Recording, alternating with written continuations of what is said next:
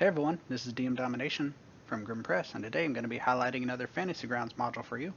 Today, the 5e Automatic Effects, Player's Handbook, and Dungeon Master's Guide are the module we're going to be showing up, which can be picked up on the DM's Guild with the link below. This is going to be the best available, most interactive, and most cost-effective method to save yourself a massive amount of time when it comes to Fantasy Grounds coding.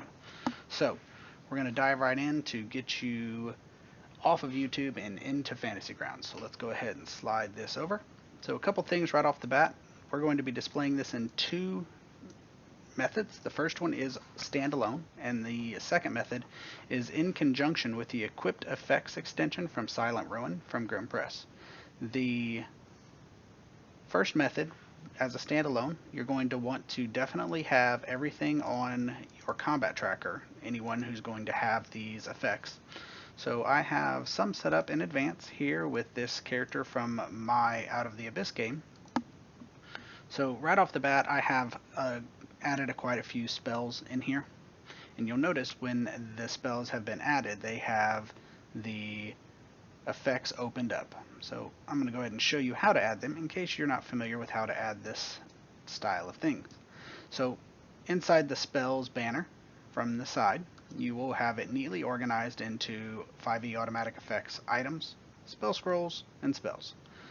And we will be releasing these in order of books, so it will be neatly organized as you need it rather than having to update all of the modules as other things come out. You will not have to worry about adding items module or loading a spells module or a class abilities module. Everything is completely consolidated into each book. So right here we have the Player's Handbook and the Dungeon Master's Guide.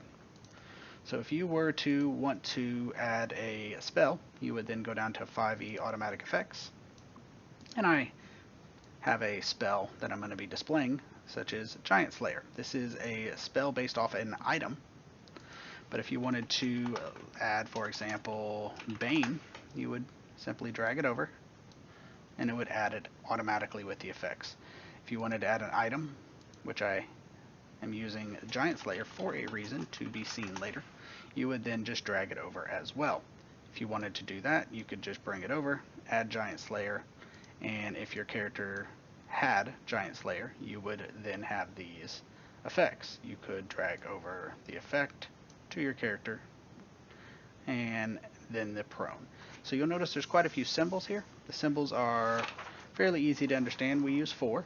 The Euro symbol here is an effect that needs to be equipped, so your Boots of Speed would need to be equipped, and once it does that, it would automatically grant disadvantage on attack and all of the effects of that item.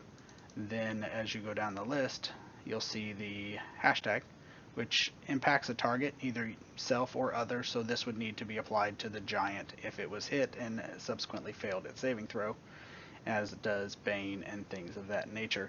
There is additionally a situational symbol, which is a $sign that is going to be applied if the requirements are met, such as a Cloak of Bat. If you were to polymorph, you will then apply this and it will appropriately affect it. So that is how you add your spells and or items to your sheet. This is the basic version if all you want to do is just kind of go through and add these to your sheet just to save yourself a massive amount of coding of if type giant deals extra damage. So I'm going to show you a couple things that are going to be quite interesting when it comes into conjunction with other things. Before I dive into that, I want you to know that when we get later into the video and we start displaying the lighting effects, that works in both with or without Equipped Effects extension. Now to show you how the Equipped Effects extension looks, we are going to switch characters. Let me slide this character up here, and I want to move over to my Bard from my Ghosts of Saltmarsh game. You'll notice he has an assortment of weapons, but none of which include things like the Battle Axe Giant Slayer. When you're using the Equipped Effects extension from Silent Ruin, you will need to go to Options and all the way to the bottom and turn on these two options, which are specifically designed to interact with the equipped reference and template items. And so I already have mine on. And when you are ready, your character will be equipping this magical battle axe they have found. It's just listed as an elegant battle axe. You will notice the equipped effect extension has automatically recognized that magic item and automatically applied it. You notice here the character has not identified it, so this extra damage is not shown to the player. This effect is GM view only. So the player will swing an axe at a giant, hit the giant, deal extra damage, and then be wondering why they're doing extra damage. If you were to, as a DM, subsequently identify that, it becomes visible to the player, and the extra damage will show up in the item, and all of this will then become available for the player to see. From there, you're going to see a lot of other effects with items and things of that nature. So if you're just using the 5e automatic effects, you can drag over the spell I showed you earlier for Giant Slayer and apply it as necessary. If you're using the equipped effects extension, you get this advanced capability, which is adding magic items to your sheet and having them automatically coded and automatically hidden or shown to the player. I'll go ahead and remove this for ease of use. I want to show you one more thing that I think is going to be very impressive. It is for a feature that is currently in test mode. So I'm going to go ahead and close all of this down. And here we are back in test mode with the same two extensions, the 5e automatic effects and the equipped extension. The character on the left has his inventory up. You'll notice I have pulled up a magic item, specifically the Holy Avenger. I grabbed a scimitar here. And we're going to use them together with the test mode of Fantasy Grounds Unity. You'll notice I have the lighting enabled as well as line of sight. So as you can see here, none of the characters are selected, none of them are in any way lighted. So we're going to bring over the Holy Avenger, and you'll notice right away there is no change.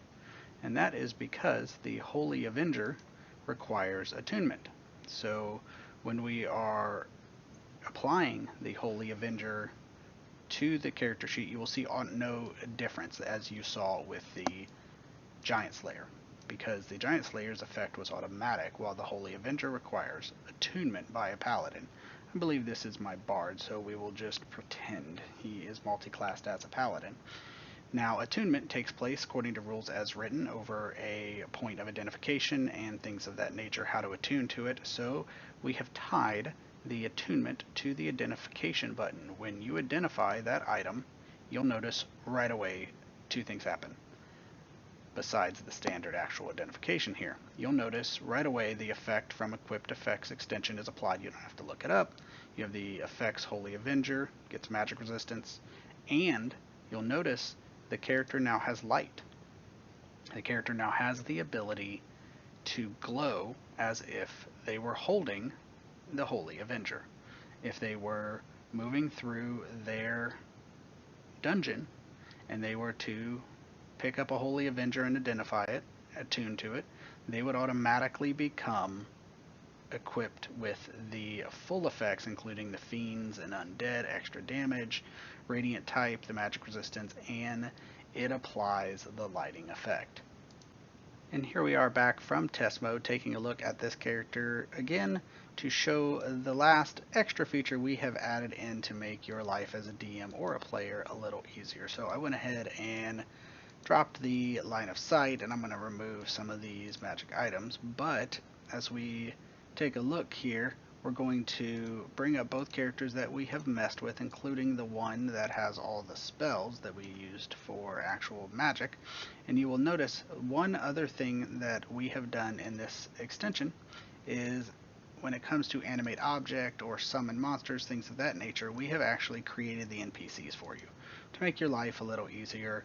If you have a tiny object, it's already input there, the damage, the attack, you don't have to create it on the fly. This is for all spells that have NPCs associated with it. If it summons something from the monster manual, such as Djinn summoning, we have linked it into the automatic effects spell. So that's going to make your life a little easier. And that has been the little preview of the 5e automatic effects and how it interacts with the equipped effects extension from Silent Ruin. Thank you.